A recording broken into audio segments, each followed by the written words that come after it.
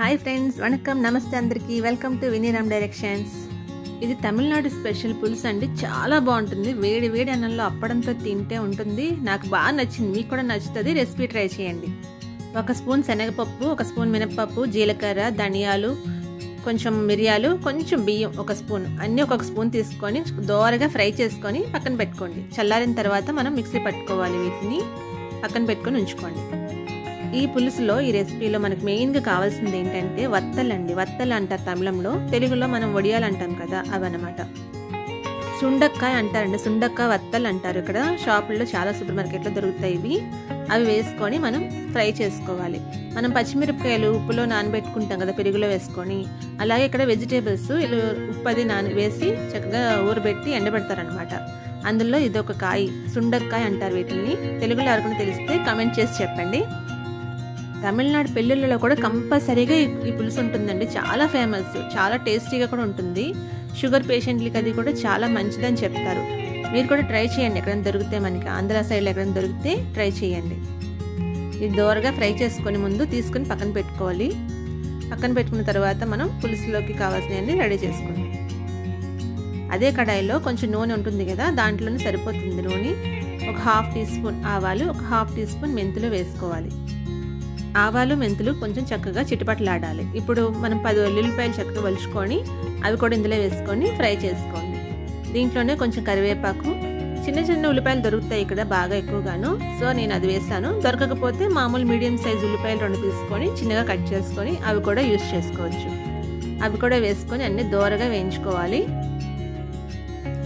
ఇదే రెసిపీతో చాలా రకాల పులుసులు చేసుకోవచ్చు. ముందుగా మనం ఫ్రై చేసి పెట్టుకున్నాం కదా మసాలాలు, అవి పౌడర్ చేసుకొని మనం ఒక డబ్బాలో పెట్టుకుని స్టోర్ చేసుకోవచ్చు. అది చాలా రకాల పులుసుల్లో వేసుకుంటే బాగుంటుంది. ఏ వెజిటేబుల్స్లో అన్న వేసుకున్నా చాలా టేస్టీగా ఉంటుంది. ట్రై చేసి చూడండి ఒకసారి. ఎలా వచ్చిందో కమెంట్ చేయడం మాత్రం మర్చిపోకండి. ఉల్లిపాయలు కూడా వేసుకొని లైట్గా సాల్ట్ వేసుకుంటే ఉల్లిపాయలు త్వరగా మగ్గుతాయి. పులుసుకి చింతపండు కావాలి కాబట్టి ఒక నిమ్మ సైజు, ఒక మీడియం సైజు చింతపండు తీసుకొని నీళ్ళు వేసుకొని నానబెట్టుకొని పక్కన పెట్టుకోండి.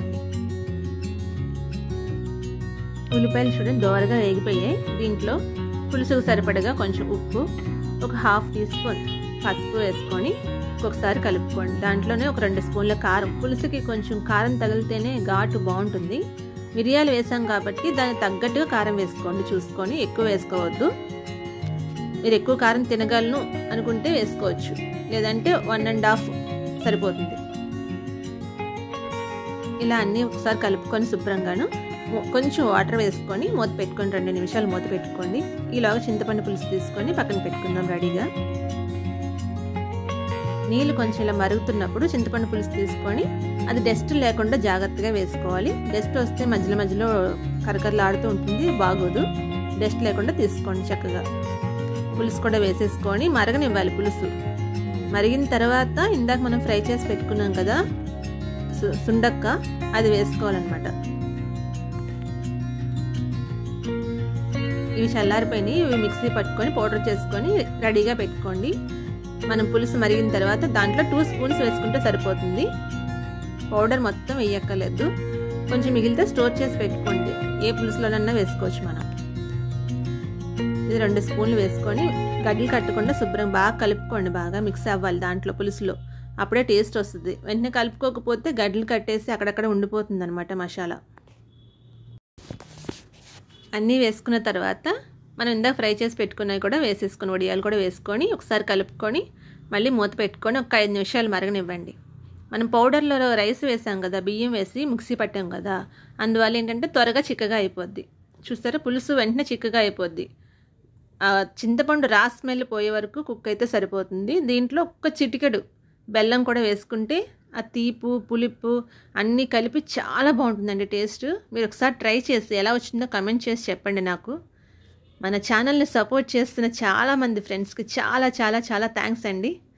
ఇప్పటివరకు మనం షాపింగ్ వీడియోస్ కూడా చాలా అప్లోడ్ చేశాను. నేను అన్ని రకాల వీడియోస్ అప్లోడ్ చేస్తాను, మంచి మంచి వీడియోస్ అప్లోడ్ చేస్తాను. మీరు సపోర్ట్ చేస్తూనే ఉండండి ఇలాగే. చాలా థ్యాంక్స్. మీరు కమెంట్ చేయడం వల్ల ఏంటంటే నాకు ఏ విషయంలో ఇంకా ఇంప్రూవ్ చేసుకోవాలి నేను అని నాకు తెలుస్తుంది. సో మీరు కమెంట్ చేసి చెప్పండి. తమిళనాడు వడియాల్ని వత్తలు అంటారు, పులుసుని కొలంబు అంటారు. సో మన వేడి వేడి వత్త కొలంబు రెడీ అయిపోయింది. టేస్ట్ చేసి చెప్పండి. Thanks for watching friends.